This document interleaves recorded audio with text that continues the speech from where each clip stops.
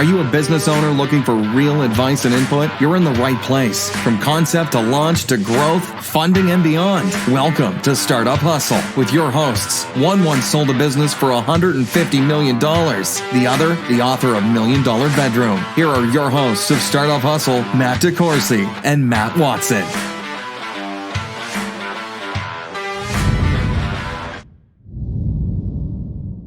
And we're back. Another episode of Startup Hustle. Matt DeCoursey here with Matt Watson. Hi, Matt. What's going on, man? I just want to let you know that today's episode is brought to you by Fullscale.io. Oh, thank you. Yeah, I almost remembered Is that our legal disclaimer? No, but we'll probably have one soon. And I'll tell you what, there's no one that probably needs a disclaimer on this podcast more than you. Yeah, I'm really worried about this episode. So how do we do that? I mean, do you know anybody that knows anything about law? Well, I'm just worried about saying something that's going to get me in trouble. Oh, God. I've done that before. You know, the thing that I think is amazing, and I just can't seem to get my finger on how you do this, but we always seem to have a problem at the beginning of the episode that there's someone here that can help us solve it. Yeah, well, I think we have to disclaim that everything we say today may or may not be good or bad, and don't listen to anything we have to say. Something like that? Is that what and that the advice that you may perceive or receive from this podcast is worth exactly what you paid for it. Yeah. So with that, I'm going to introduce Greg Kratofil, known to some as Greg Kratofil Jr., who is the chair of technology transactions and the data privacy group at Polisinelli. Hi, Greg. Thanks for working the junior in there. I don't get that very often. Well, it's known to my mother as Gregory. Yes. You know, so. Ron Burgundy reads what's on the teleprompter. So that's what it says on my notes. I have never called you Junior, but yeah. Well, Greg, a few things as we get started. So, and for those of you listening, whether you're in Kansas City or out, Polisinelli is a large law firm. They do a whole lot of different stuff. Greg is an attorney there and someone that I've known for quite a while. We at one point went to the same high school together, which, yeah. I finished there. I went to 2 high schools and 5 colleges. Man, I'm all over it. So, but anyway, Greg, you are someone here in Kansas City that is very, very involved in the startup community. And when I say startups, I mean everything from like the day one startup to people that are entering the Series Q round of, 9,000 tranches of funding. But yeah, but you and your firm have a very important part and role that you play in that entire process. I've had an opportunity to work with and around you, and I find you to be very knowledgeable, which is not what I say when I'm not in front of the mic. But wait, do I need to disclaim that? No, I think you needed to make sure the meter was off, though. You did say that at the beginning. Yeah. So, but anyway, the stuff that you're going to listen to today is once again, kind of an opinion, and we're not acting as legal advisors, but it's important that you do consider some things with your startup, and we're going to kind of talk about that a bit today. Is that fair to say? Yeah, enjoy it. So, Greg, when it comes to law and the legal setup of startups or businesses, a lot of people start their business and, you just say, you kind of start it and you're like, oh, maybe I'm onto something. Maybe I'm not. Some people are like, I know exactly what I want to do. I'm going to create an entity and different stuff. Regardless of where you start, what are some of the most basic things and building blocks to consider for any business? You hit on it though at the beginning. Is it needs to start with an idea. It needs to start with a business. I mean, I could set up 100 entities today, and you can own 100% of all of them. That doesn't mean you own or have anything. Right. And so, but I would be a wantrepreneur then. You would be a wantrepreneur. You would be one pivot away from greatness, Matt. We can even set subsidiarities under there, and then you have holding companies and big things like that. So the important thing my is business card's going to look good. So what you're saying is the most important thing is to make it as complicated as possible. I mean, it's more about it's still more about the business, and that's the thing that when you come to a lawyer, and to talk, startup lawyer particularly, to talk about those issues, it's still about having your business, knowing what you're going to build, what you're going to do, and how you're going to execute. What the discussion with the lawyer is how do we, protect that? How do we organize that? And how do we put it in a position to get funding? for you down the road. And so that, I mean, and everybody's had horror stories, everybody's seen movies. I mean, I think The Social Network was probably the best for my business at the beginning, because either you felt sorry for the twins or you felt sorry for Mark. But that whole idea and watching. But there was a third component. There was also what was the other guy's name? Who's that? Eduardo. Yeah, that's right. Who on some levels wasn't a very active participant, but also kind of got screwed a little bit. And too. that's a great example of people that were involved at the very beginning, thinking and talking about an idea, trying to figure out, do we have a business, but never really kind of crossed into the discussion around the legal and what do we need to do at the beginning. Well, so from my perspective, I've started a couple businesses, right? And the last one I started, it's really easy when you go to start. You're like, okay, before I do anything, I need to go file for patents. I need to go get my operating agreement. I need to do a PPM. I need to get all these legal documents for when I hire people, that they sign over their intellectual property and their confidentiality, and like all of a sudden you have like all these legal things you could do from the very beginning. And it's easy to get sidetracked with all that stuff and overcomplicate it. And it's also easy to spend a lot of money on all that. That's right. That's right. Matt, And it shouldn't be a lot of money. I'd like to point out that I do think your first startup was amazing. Oh, thank you. Yeah. Yeah. We feel free to introduce backhanded compliments, or what we call complisalts, along the way. So as long as it clearly is intended to be a compliment.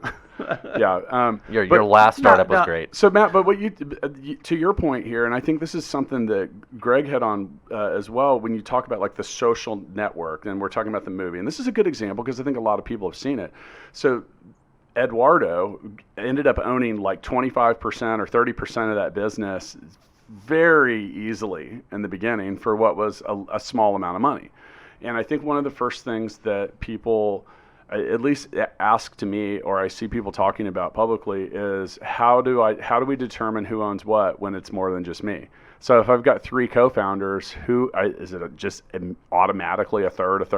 Yep. And I see so many people just handing out equity as if it is a trick or treat candy on Halloween, you know? And I mean, is that something to consider right up front? And like, and defining these boundaries, or like who gets what, when, where, and why? Because Eduardo wasn't even participating in Facebook. Yeah. Like they went to California without him, and he's like, yeah, I'm going to go sell ads for the subway. And I think that the key thing about on a startup perspective is that it changes over time. And so there's no perfect solution on equity. I mean, on how to divvy up equity, there's different theories, there's different approaches and things to take. But what I've seen work best is the idea that we're starting something new. We're going to come to some agreement that if somebody is not happy at the very beginning with what they think their equity is, they're not going to contribute, they're not going to participate. So you have to come and get to some agreement with them. But then the biggest issue and the biggest thing you need to address is the reality that we all need to be rowing in the same direction for some period of time for this to be worth anything. And so the mechanism to me is the ability that if for whatever reason we stop rowing in the same direction, and sometimes life happens. You get your dream job and you're going to move to Montana, and now you can't participate anymore. There ought to be some vesting component and some adjustment in the equity component that helps to try to keep the equity aligned with where the efforts and the things are being. And it may not be perfect. You may not say if you leave in the first 3 years you get zero. That doesn't seem fair, because somebody who may be contributing for the first year, maybe the first 2 years, and now has a life event that good or bad, or that you guys don't agree anymore, there ought to be the ability to adjust it in a way that moves the needle. Well, and vesting founder shares is kind of what you're talking about, and it's kind of a weird thing, but it's actually really common in early stage seed stage funding, where you go to the investor and you get the investor for all this money in, and then they in turn basically want to take control of the company in some sense, and part of the way they do that is forcing the founders to vest. So it's like, you don't own 80% of the company or whatever anymore, you own zero, and you're going to earn that 80% back over the next 5 years. But if you don't do a good job, you're fired and you don't get it. And that happens. But everything you're talking about right now, all right, so I guess to disclaim my history, so I come from a family of attorneys. And it doesn't mean that I'm an attorney, but it means that I've lived a lifetime of a father like spouting legal advice at me, sometimes me asking him and sometimes just saying, hey. But the one thing I learned really at a young age was, good fences make good neighbors in that regard. Like, and I made this mistake with my first business that I opened, and I talked about this in $1 Million Bedroom a lot. Like, you have to be upfront about what your expectations are, and good contracts and good agreements don't just address what I call the sunny day scenario. Well, there are ins and outs, and like there's certain things, and like and these things are not always the most comfortable. And hey, what happens if you die?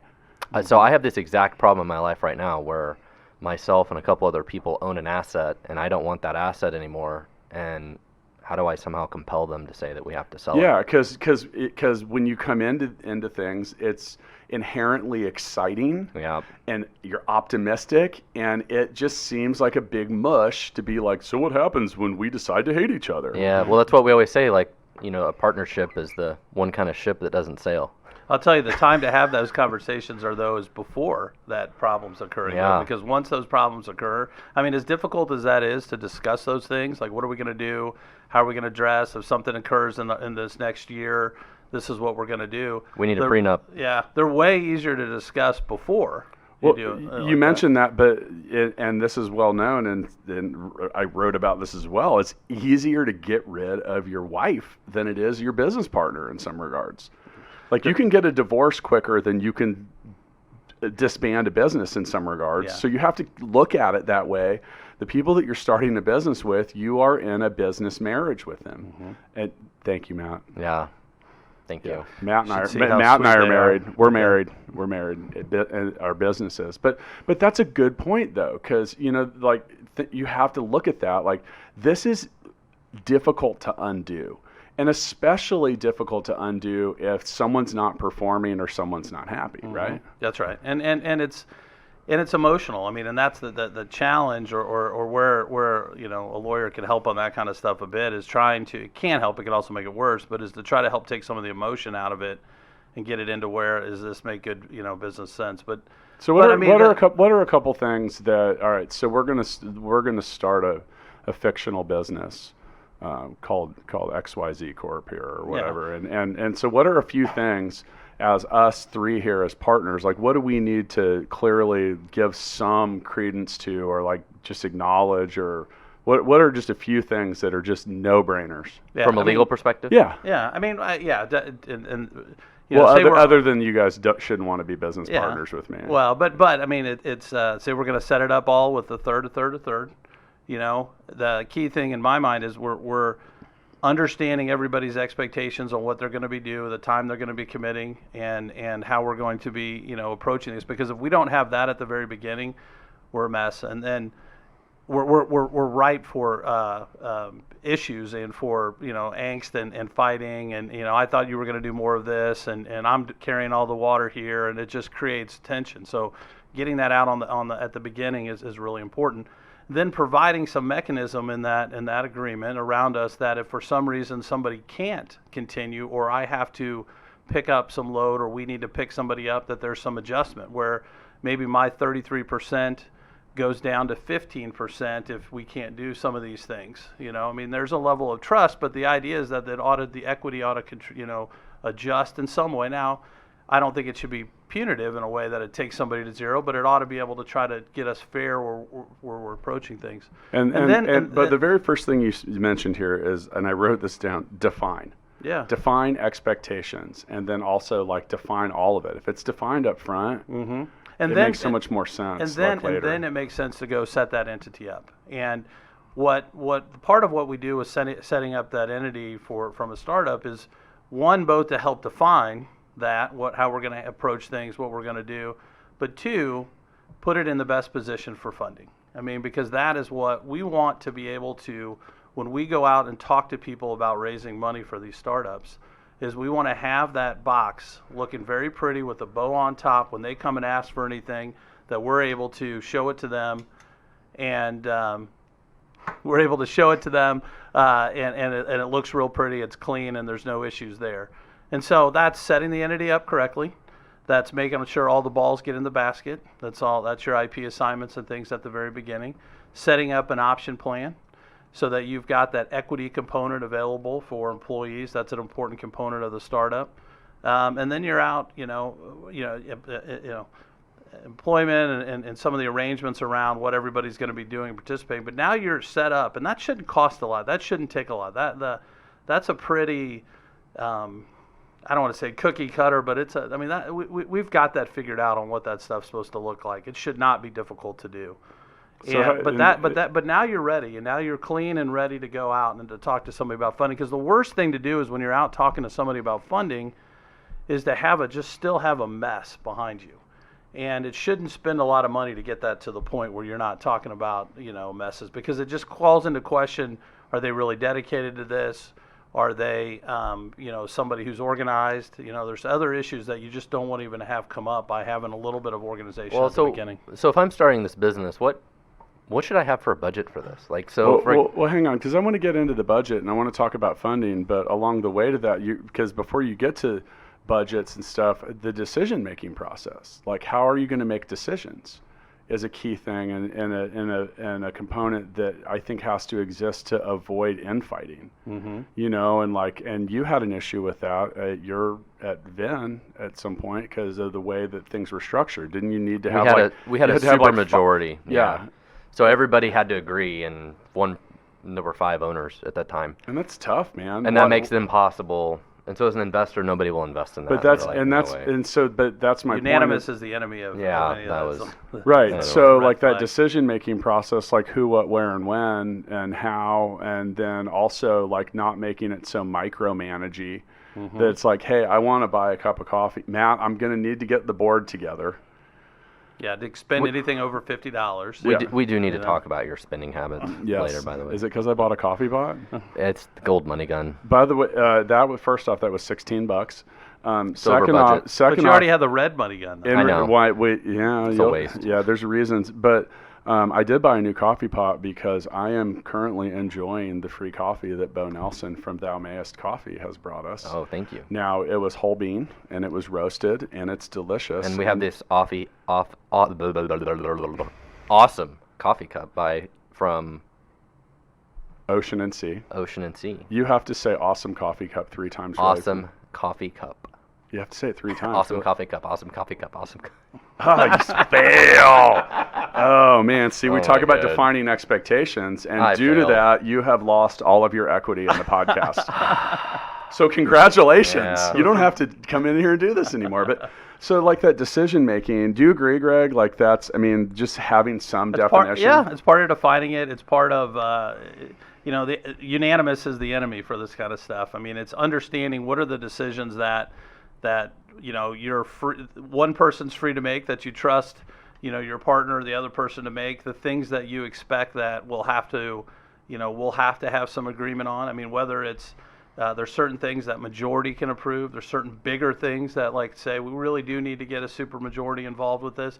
We always try to stay away from things like unanimous, where somebody who owns 0.0001% is able to hold things hostage and do some stuff with that. I mean, that's in a little bit. Some of the things too that go in there are like, you might be okay. So as if you have one member or more that aren't involved in the daily operation of the business, getting some of those people out of the like as you said, you're just trying to make basic decisions, but at the same time, before you engage or in a large contract or sell equity or take investment or something like that, take loans and just basic shit like that. Yeah, I mean, they have to trust. I mean, they have to trust you that you're. Well, that's what you want to avoid, though. Like, but you have to define those things that listen. I understand you're going to be running day to day, and you got to be making decisions on the fly. But here are the things. These are the big things that I want to know about, and I want to have an input in. So it's not after the fact we're talking about it; it's before, so that you're able to bring those things. We're able to have a discussion and able to make a decision on it. And if you set that out on the front end and define that better, you're in a better chance that you're going to get it done. Selfie stick, baby. At Startup Hustle Podcast on Instagram. I love it. The thing that's really important for any podcast is that you have props, because everyone can see them. Yeah. Greg, they can on our YouTube channel. That's right, Matt. We have a YouTube channel. I know. And it's brought to you by FullScale.io. I was lucky to bring my Polisinelli branded, mug, I guess. I'm going to give Matt a high five for the first time in the history, like a real high five. Thank you, Matt. You know what we really need to do? Tell me. We need to play Rochambeau. Soon. We have a. So it's funny. We'll take a second because this podcast, we started it to complain. Like, you want to talk about things that have no documentation or paperwork? We're like, technically Full Scale. We were like, okay, Full Scale owns the podcast. And you talk about some of that as like, why? Because we use the resources that are provided by Full Scale to create this podcast. Like, the people that work at Full Scale help us produce it. The microphones, all of it was paid for by money that was in there. So like, it kind of became the property of it. But we kind of started it. Well, we started to complain. We didn't know where it was going, and all of a sudden we were like, wow, people listen to this. And actually, it's almost 2 years later. 170 episodes. Just all these. It's a pretty episodes. Incredible setup too that you have here. Though. It does. The sign, but the thing that we've realized, and I want to encourage any of you to send in fan art of Matt Watson. That's our next step. Yeah, please. Because we've been getting free stuff. Like, free stuff is like showing up with our guests regularly. Like, I'm drinking my free Thou Mayest coffee. Matt's drinking it out of Ocean and Seas cup. And we got our Pinco pens. My pen. That was the thing. The Pinco pens that have the giant jewels on them. Thank you guys, and that's been fun. So Baby Loves Coding. That actually was Matt's Christmas gift to me last year. Nice. He's learning. I'm not sure. Yeah, I'm getting at the very through beginning. it. I will know what an algorithm is sooner. We have Mixtape, the Money Guns, like all this cool stuff. So, and by the way, if you want to send some cool stuff in, as you can tell, we will talk about it. And then our sign. I think our sign's like the thing everyone loves, and that was created by some friends of the podcast. So I need one of those in my bedroom. Dude, it's crazy. It's a 4 foot wide giant sheet of stainless steel that has our logo laser cut out of it. Okay, so we have decisions, definitions, preparing ourselves for funding, and then, like we mentioned earlier, we were talking about some of the just the general protection things. Like, what happens if someone can't? Like, I just left it that general. What happens if someone can't? What if I can't work? If I can't do something and whatever? Is there another to have a mechanism to be able to make adjustments? Right. So I mean, to be able to do that. So some flexibility. Yep. And we learned that unanimous is the enemy. Yes. Matt, you've had some great one-liners this week, by the way. Well, in my situation with that, we ended up buying those people out. Is what we had to ultimately do, But that was a problem because one of them didn't want to sell, right? And you need a supermajority to make the sale. Well, not only was it unanimous, but a couple of them didn't work in the business. Mm-hmm. So it's like you have to explain to them every time, okay, this is what we do, and you own part of the company, and we need to do X, and you don't understand any of it. Yeah. So anyways, So the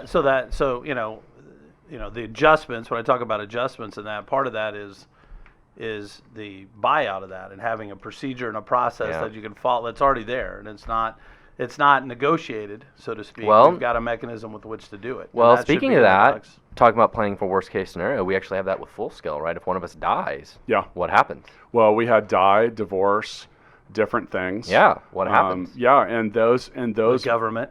But I don't want to be business partners with your wife. Well, I mean, but I love you. I love her, but no. And I understand it, and nor did I want to be with your ex. Yeah. So, but neither did I. But that's understandable. Now, you kind of were. Yeah. But the whole point, Greg is trying to you can laugh right into it. No, this is as open and honest. This is what we somehow signed ourselves up for was. But these are the weird things you plan for when you start a business. It's like being on a fly on the wall on a therapy session. Yeah. It's worse. It's broadcast to 177 different countries so far. So at least it's private but all right. So, but Matt, that was definition, and that was what happens if you can't. And also, it put us in a position to be able to receive funding, because and that's where I want to move this on to, because that is such a hot topic. Mm-hmm. Hey, what's your startup worth, Matt? The one that doesn't have any traction or any product, and it's just an idea, and it's like at least $500 million, right? $1 billion, $1 billion. $1 billion? Yeah. We're moving up until proved otherwise.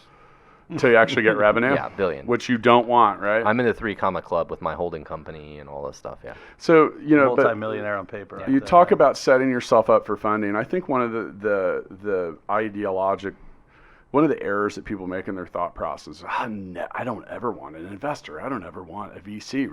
Really? Because I'm pretty sure that the top 10,000 companies in the world all had investors at some point. I bet it's pretty damn close. But the point is you want to give yourself that option, and certain things in your setup can prevent that. Yeah, I mean, there's definitely some things to think about setup now. I mean, we always have this discussion about LLC versus C corp and what's the right entity and how do we approach that. I mean, typically and traditionally, if you were going to seek any kind of investment or venture capital funding, you needed to be in a C corp.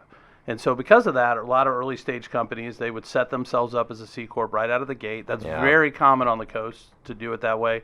Here in the Midwest, though, of the U.S., I mean, because that financing and funding isn't so certain, and there's some advantages of a pass-through, because the part of the C corp challenge is it's not a pass-through tax entity, it's the potential for double tax. It's got some other layers. Let's talk about that for a second, because that's important, because that pass-through and not being double taxed is pretty important to you in the beginning. And the ability to pass losses through. In the C corp, the losses are trapped at the entity and they can't come through. So when you're burning and losing money at the very beginning as you're spending and building out, the ability to pass through those losses to investors tended to be attractive. And so, so when I get that question, or we've typically got that question, and it's changed a little bit in the last couple of years, but when you typically got that question, what should I be, an LLC or C corp? We would tend to put people in an LLC for this reason. Because one of the most important things that you could have with a startup at the very beginning around a choice of entity and how you're doing it is flexibility. Yep. Because it takes a lot of, there's a lot of different ways things can go. And so if preserving maximum flexibility is important, the key thing you got to remember is it's always possible to go from an LLC to a C corp. It is difficult to go from a C corp to an LLC tax-free. And so if you want flexibility, you can. So we would often set up these entities as an LLC at the very beginning, with the understanding that they may take a couple of years, they may take 5 to 7 years to ever attract any kind of financing, and they would be more beneficial to be in that pass-through LLC context.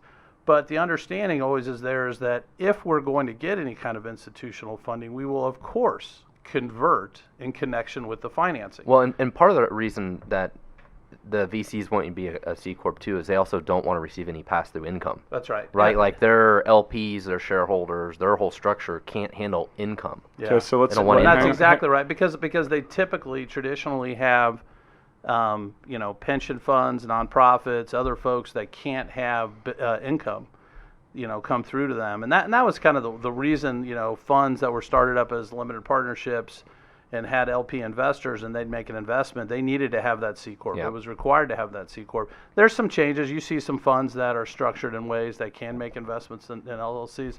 But I'll tell you, one thing that's changing on that is that general kind of preserving flexibility, we're always able to convert in connection with the financing, is the 1202 stock. So the qualified small business stock is the QSBS, as they call it. There's been a change in the tax law here in the last couple of years that has made it very, very attractive to be a C corp. And so you have to be a C corp. And if you have investment that you've held for 5 years or more, and there's some other limitations or requirements and things around it, but you can get a 100% exclusion on gain. So if you put money into a C corp tech startup that was started after 2010, and that you end up holding that for 5 years or more, the ability, and that thing sells for 100 million, 75 million, whatever it may be, or something like that, there's an ability to exclude 100% of your federal gain on that. And so that 1202, and that was recent. It used to be 50%, and there were some other things to decide whether or not it actually made it make sense. But most recently, it was made permanent with the last tax law changes. And so you're certainly seeing more and more folks thinking about and talking about and wanting to be in a C corp at the very beginning to take advantage of this potential tax opportunity. I want to take a second and define a few things, because we're using a lot of acronyms and things that I want to make sure that listeners at all levels of the process and all understanding. So what does LLC stand for? It's a limited liability company. And then a C corp has some... Just your regular corporation like you're used to, like IBM or Apple or anything like that. Okay, so then you talked about pass-through income. So the idea that, a C corp is its own separate entity that's sitting there that pays taxes, and so that when it earns, has revenue, less expenses, it has earnings, it pays taxes on those earnings. And then when you could potentially pay tax on them again. Then when the money, then when they distribute the money out to you, you have it's a separate form of you get a dividend or whatever like that. So it's taxed twice. Versus an LLC, a limited liability company, is generally taxed like a partnership, which that's no tax paid at the entity level. All of it is, you have K-1s that go out, so all of the income, so if you have revenue, less your expenses, you've got some earnings. That income is then allocated to the members of the limited liability company, and they get a K-1, and they report it on their own personal return. So the company makes $100,000. I own half of it. I've got $50,000 in profit and earnings that I have to report on my taxes, and I personally have to pay the tax. Let me give a different example, though. So you have a side hustle with someone, and you both have jobs where you make $50,000 a year, and you have started an LLC together, and you're trying to get something going, and it loses $50,000. The reason that pass-through is important is because that loss can also pass through to your personal tax returns and reduce your tax liability for all income. It can. Yes. I mean, there's some potentially. We're not going to get too deep into that. That's your accountant one. Yes. Your accountant startup. But what you can and can't. But the general thinking is those losses can pass through and they can be used to offset some of the gain. And that's why early investors, particularly angel investors, and you particularly think of folks like doctors and those who have a lot of income coming in that would make investments. They like the idea of the losses, the passive I've losses. gotten some of those myself. Right. Yeah. But then Matt said on the other side, an institutional investor doesn't want that, because if you own part of a business that's an LLC, at the end of the year you get what's called a K-1. Mm-hmm. And if they've invested in 50 different businesses, then you got to wait for all these K-1s to come in. It's just it's kind of a portfolio nightmare. My taxes are a nightmare. Tell me all about so then it. we also use so that's why you're seeing folks care more about this qualified small business stock, this 1202. I mean, that the ability to now, not have any gain, or because most of these tech startups at the very beginning aren't dividending out any money. I mean, they are taking every bit of money that they make and they're dumping it back into growing. And so the way you actually get an exit out of this is through the sale of the company at the end. Yep. And so selling the stock at that point and being able to take and exclude all of the gain from federal income tax for capital gains tax is a huge benefit that we're seeing, folks. So as you're thinking about the choice of entity and the LLC and the C corp, understanding the benefits and the issues and things and what you're trying to accomplish with which folks and what your kind of your plans are will help define what's the best entity for you. So Stackify is a 7-year-old LLC. Can we switch to the C corp now and still take advantage of that? You can start new stuff. So the issue there you have is when do you start the period? That 5-year starts over. Start period. Do you? Okay. And there's still some issue, and this is where again the tax guys are. Is the ability to, can you try to tack on to the prior years of the company and your ownership in that, and my understanding is now it's not that you really need to start that 5-year start, but that's an issue that's still kind of out there, but but I mean it is worth thinking about particularly if you're going to go out and get any kind of VC funding or any time in the near future. That is now the time to make it. What I don't like startups to do though is make that conversion from an LLC to a C corp without something there, because they're just chasing without a transaction present. They're just thinking they're needing to do something to do something to take advantage of it, and that's why, when an investor comes and says, you're an LLC, I wish you were a C corp. You're like, hey, that's great. Is that the only issue? Because we are happy to convert in connection with the transaction. We'll be a C corp. So I'd rather do it once in connection with the transaction as opposed to kind of think what somebody would want, make that conversion, and then we got to reset all that stuff again in connection with some kind of transaction. So it seems like it's doing twice as much work, and it's paying for something to get done that doesn't really add much value at that time, just the conversion, until you've got that financing event, which is what most startups are out there looking for and trying to get. Okay, so next, LP. Limited partnership. Oh, you're just asking like acronyms? Well, because you use it a lot. Yeah. We LP, but. And that's, I don't think some of this stuff just isn't inherent. So like when you say like you're an LP this, an LP that. LP investor. So a limited partnership, you don't see too many limited partnerships around anymore other than the fund structure because it's just historical. Most limited partnership, it was a way to, it was similar to a limited liability company. So when limited liability companies came into existence, I mean, it's only been 25 so years ago, that they kind of took the place of the limited partnership, with the idea being that somebody was in a partnership, there was a general partner that was unlimited liability, and you had limited partners whose interest or liability was limited to their investment. So, I mean, it was kind of mirroring that. So the limited partner investors, when we talk about that, those are investors in a fund, a VC fund, private equity fund. But you rarely see an operating entity anymore that would be a limited partnership. They're almost all LLCs. Okay, so now we've planned our startup. We've defined our expectations. We've talked about what happens if someone can't do something. We've defined our decision-making process and considered that unanimous can be the enemy. We set up our entity, and we decided to do that in whatever way benefited us the most. Now I'm ready to get some funding. Are you, Matt? I'm ready. Like lots. Let's get the money gun. Because it's easy, right? Getting funding is easy. Like, I mean, everyone's just handing out money everywhere at massive valuations. Yep. Like, and it's like I should be able to call someone on Monday and be funded by Friday, right? Yes. Isn't that how that works? That's how Or do they just come and get some of the stacks of cash that are laying around here? I mean, you don't put this anywhere? Well, I mean, these are Supreme dollars. This is 1,000 Supreme dollars. That's for you, Greg. Yeah. Can you apply? Can you apply that to our next invoice, please? Yes. Happy to do that. Thank you. I appreciate that. But 15 minutes. But that funding process, that funding process. I mean, that's just super easy, and it's like isn't it? Yeah. I mean, honestly, it's not. Thank you. It's not. You were looking for the rhetorical answer to that. Well, yes, I was hoping someone slammed that. I mean, that was the ball literally sitting on the rim. The stupidity had went on long enough. Balanced there. I was like, this could be goaltending. It's so close. Somebody to at home is yelling into their phone, or these guys. No, it's Fuck very you, it's difficult. not easy. Exactly. Yeah. So, but.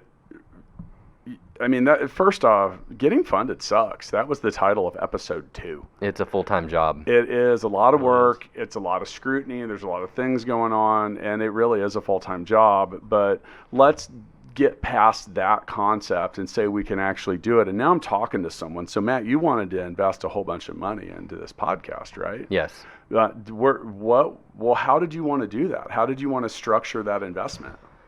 I don't know. I mean, what kind of liquidity preferences do I get? Do I get additional warrants? Are we going to have a board? What kind of say do I have? What kind of spending limits are we going to enforce? I don't want you to raise any more debt. I don't want you to do any cash calls. There's a lot of things we need to work through. What about my options and my vesting schedule? You get none. And my vesting schedule. Nothing. And I want to make $10 million a year. For one day contract for that, and then you retire. Yeah, I'm going to quit after I talk about my hobbies in front of your board. Yep. Oh, my God. Different subject? Yeah, go back to episode 150 about selling your startup at the end. That's but all those things you talked about are things that, can come up in the discussion around a potential investor.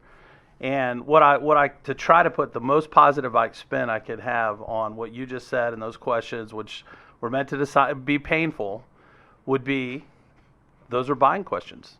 If somebody, you know what, you're right. If somebody is asking those questions, so they're past the point. Correct. So the number one thing again about fundraising is you've got to sell you. You've got to sell the business. You've got to sell the idea and the future and how they're going to get their money out. I mean, there's just but at the end of the day, if you've got somebody past that point and they're looking at terms, and we're talking about a term sheet and we're talking about valuation and amounts and options and things like that. Those are buying questions. That's somebody who is interested Correct. in putting money in your company. So that's the most positive I can Correct. spin on having Because these by the way, discussions. those people, they don't even, if they're not interested, they don't even want to sit there and talk to you about that. Mm-hmm. So you're right, they are buying questions. Now, before we get into the different types of buying questions and like what those, a few of the, I just want to talk about a couple of the basic and popular ways that people fund things. But at first, because I know Greg's a huge fan of music. In fact, I once delivered Greg a concert poster signed by all the members of Humphreys McGee. Yeah. Awesome. Written to Greg that said "Rock On." Yes. Hanging in my office. I like it. So anyway, we're gonna play mixtape. Have you played mixtape? I haven't played mixtape. So Greg, when you get home or back to the office, you can go to mixtapethegame.com and buy your own deck. The digital version's coming soon. I have pulled a card from the mixtape deck. I'm going to name a scenario. We are all going to name a song, and then we will vote for a winner. You may not vote for yourself. Or Watson. Wait, did I say that? All right. So here we go. The theme song to the sitcom based on your life. I really do want to say, I really want to go with CeeLo Green again. I want to say "Fuck You" by CeeLo Green, but I can't. That's the hack. It works for. We've learned it works for 99% of mixtape answers. I don't know why Mork and Mindy came to mind. Went for Matt, I meant. Oh, Yeah. for me? Yeah. Oh, Matt's more the theme song to Mork and Mindy. You just showed how old we all are for even getting that. No, you don't know who that is. This is kind of a tough question because there's a lot of ways you could go. I've got one. Go. I'm going to go with Queen, Don't Stop Me Now. Okay. I'm going with All About the Benjamins. Yeah, Puff Daddy. I was thinking about the Wheels in the Sky Keep On Turning song. I was thinking about that one too. Oh God, that's like more like my nightmares. Like, please stop thinking. I'd probably go with one of my favorites is Rift by Fish. Oh, my vote, just because I like Fish. But it's true, like, yeah. And Matt doesn't even, I've never heard the song. That's a great answer, actually. I went through like the entire Fish catalog and put like a check mark next to 70%. What was yours again? All About the Benjamins. All About the Benjamins. Yeah, Right. yeah. Well, I'm going to go with Puff Greg Daddy. because Greg's a winner and you're not. Love it. Love it. Is the money gun loaded? I don't know. Did you take all the money out of it? Yeah, money's out of it. I don't know. There's a red one. You know, I don't know. There's two of them. There's a reason that there's no money in the money gun. Yeah. Had to pay my legal bill. You seriously, No doubt. you guys seriously need people. I mean, there's just money for all you at home. There's money stacked up here. I mean, it's really. I'm actually cash. sitting on a large pile of cash Is right that what's now. holding your back? Yeah, man, I've had a lot. It's Lumbar support. It's weird. It's uneven. Well, Greg, congratulations on winning mixtape. So we have just a few more minutes here, and I think that it's important that I wanted to talk about really quickly what is a convertible note. Mm-hmm. And because I think that comes up for a lot of people, or like, what are a couple in like In a safe. and like in a safe, or And like why should I use it and when should I use it? Yeah, like just give us a couple minutes on like what what's happening on the street. Yeah. How are people handing out all this money to these billion-dollar startups with no revenue? Well, that's a podcast in itself like that. But I mean, it's difficult to get money, right? It's difficult to go out and get financing. But that doesn't mean that there isn't a process or something that you can kind of approach it. I mean, it is still about selling your business. It's still about selling them on you. But having some kind of term sheet, having some kind of outline that you're able to put in front of them as to what you think a deal would look like. And the important thing about raising money for a tech startup, it's different than like Greg, selling real estate. I've never created a term sheet. What's a term sheet? A term sheet outline. I mean, basically, a term sheet outlines the terms, and there's a handful of levers. I always say there's less than 10 levers that you in a convertible note, and then in say a Series Seed round, an equity financing round, that are really the important levers, and you need to understand what they are. You need to understand how they move, but that's really it. And once you've kind of hammered down those levers, I mean, the good thing about where we are right now for early stage financing, particularly in the U.S., is that we've got pretty standard documents available. If the Valley's given us anything, it's given us a lot, but it's certainly given us standardized documents around convertible notes and around Series Seed financing. And so once you understand the levers on the Series Seed and on the convertible note, then you know what you need to do and what you can move. And for the most part, everything else around that financing transaction is pretty standard and should be pretty standard. The concern I have is when particularly about an investor, is when they veer off of those standard terms. Things like I want a security interest in your house. I want a security interest in, things that are not normal and shows that they don't really understand what they're getting into and how they're working on stuff.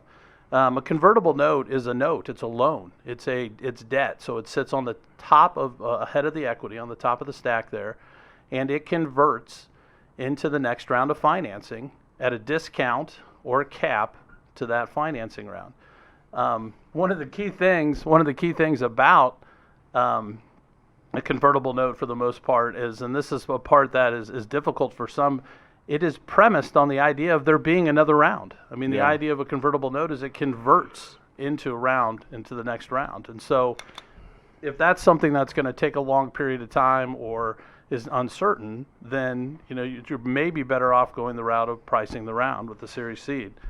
So when you talk about Series Seed, and we don't have to get too deep into this, that was just this is equity, preferred stock. Simple, it's a simpler, less constraining, less things to hold you down. Now, Greg, if I wanted to, you talked about all these levers. If I wanted to talk to you more about that, can I go to Polisinelli.com and find you? And that's Polisinelli, or how do we get a hold of someone at your firm? Yeah, absolutely. You can email me, Kratofil@Polisinelli.com. You can find me on our website for sure. Like I said, I chair our tech transactions group. You could also probably Google Greg Kratofil. That's Kratofil. You're pretty easy to find online. Yeah, I just stay on the first page. I was going to say mainly for good stuff. Yeah. Don't get too deep. No, but I love talking about this. I'm happy to talk with anybody about these different levers, the different things, so that really should be the only issues that you should be talking about or discussing around the financing terms.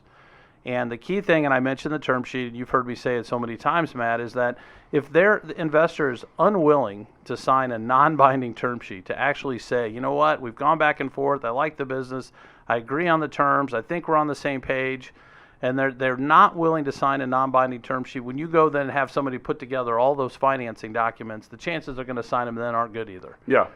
So getting them through that step of saying, we do agree, we're on the same page on this little 1-2 page document, helps make sure that we can get that deal closed faster and better. But you said it's still non-binding. Yeah, it's a non. So it's more like a handshake still. But it still it shows a level of intent. Yeah.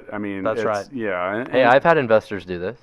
Yeah. No, we've had investors that follow on. I've had them do this, and it's I send the term sheet, and they say they're going to do it, and then they don't do it. Well, and that's an important. That's because 95% of deals frickin' fall through. Yeah, but the other this is an important thing, I think, is that and why I like the term sheet and why I say raising money for a tech startup, it's different than trying to do like a real estate deal, in the sense that there's no winner or loser at the end of this investment. So it has to be that both parties. And the winner is the lawyers. Yeah. Well, if you don't do it right, and you spend days doing it, fighting about it, but and you're like, who's the opinions of Matt Watson do not necessarily reflect that of both Matts here on Startup Hustle.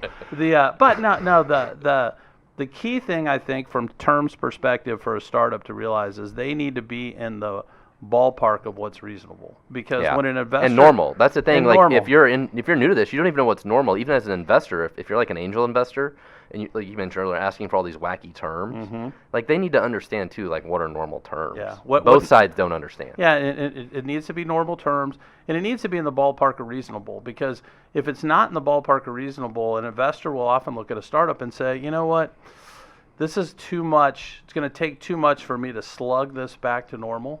And then we're going to have animosity and difficulty. And you got to make it easy for them to say yes. Yes, and so it's easier for me to say no. Yeah. Well, and what you just said is the same thing as when we have talked about sales. It's like the more obstacles you put between you and the cash register, the harder it is to get there and ring it. And it's the same thing with your own terms, and like, especially if you're early stage, and if you're not like a prize-winning jockey either, you're not going to just come to the table and like make all these weird demands, like kind of like Watson does with the podcast.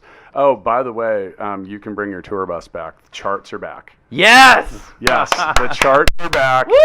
Apple removed the charts for like 10 days. Do I get more M&Ms now? You get it all, man, because we're still on the chart. Yes. Yeah, we're still on the chart. But wait a second. This was a top 3 podcast like a couple weeks ago. Well, we've dropped. We're back near 100. Oh, okay. Well, that's still good. Still top 100. Yeah.